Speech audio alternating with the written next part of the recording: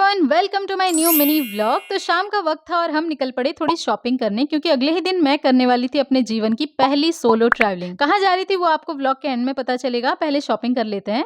तो ट्रैवलिंग से पहले थोड़ी बहुत शॉपिंग तो बनती है ना, इसलिए हम पहुंच गए नागपुर के one of the famous clothing market Sitabuldi.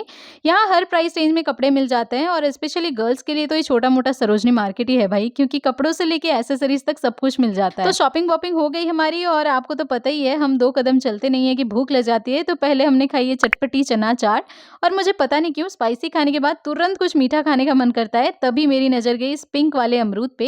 ये पिंक अमरूद मैंने देखा तो बहुत बार है, लेकिन कभी टेस्ट नहीं किया था, तो सोचा आज ट्राई कर लेते हैं। And let me tell you, चटपटा खाने के बाद अमरूद खाना was the best decision ever. मजाक से हटके बहुत टेस्टी था यार, ना बहुत ज्यादा मीठा ना बिल्कुल फीका, एकदम परफेक्ट। डिनर का बाहरी प्लान था, तो हम चले गए एक ऐसी जगह जो मैंने रील्स में देखी थी, और चाउमीन मेरी फेवरेट है, तो ज्यादा दिमाग ना लगाते हुए हमने वही ऑर्डर कर दिया। And honestly food was amazing. उसके बाद हम गए घर के पास वाले एक परफ्यूम शॉप में, और शॉप का नाम देखते ही मुझे लगा ये लियो घर की चौकीदारी तो करता है, लेकिन हम सैलरी नहीं देते हैं उसको, तो शायद साइड बिजनेस करने यहाँ पे आ गया है।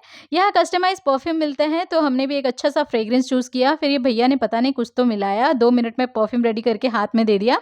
बस फिर घर आके सो गए। एंड अगले दिन सुबह से ही थोड़ा सा टेंशन का माहौल था, क्योंकि पहली बार मैं अकेले कहीं जा रही थी। पहले फ्रूट्स खा के अपने आप को तंदुरुस्त किया, और लंच में आज मैंने सिंपल सा पुलाव बनाया था। फिर फाइनली वो वक्त आ ही गया, मैं रेडी थी, मेरे 2 छोटे छोटे बैग्स भी रेडी थे, और कुछ ही देर में कैब भी आ गई।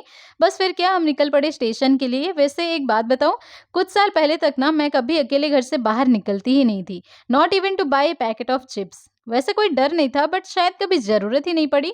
और अगर कभी मन में आया भी हो, तो you know how our Indian mothers are, कहीं भी जाना है तो शादी के बाद पति के साथ जाना।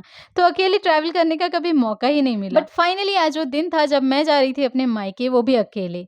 हाँ आई नो, बहुत लोगों के लिए कोई बहुत बड़ी बात नहीं होगी, बट मेरे लिए थी, क्योंकि एक्सपीरियंस मेरे लिए बिल्कुल नया था। And honestly all thanks to my husband, जिनकी वजह से मैं ये कर पाई। ऑब्वियसली थोड़ा डर तो लग ही रहा था, बट रात भर कभी मम्मी से, कभी हस्बैंड से, कभी सासू माँ से बात करते करते सुबह कब हो गई पता ही नहीं चला।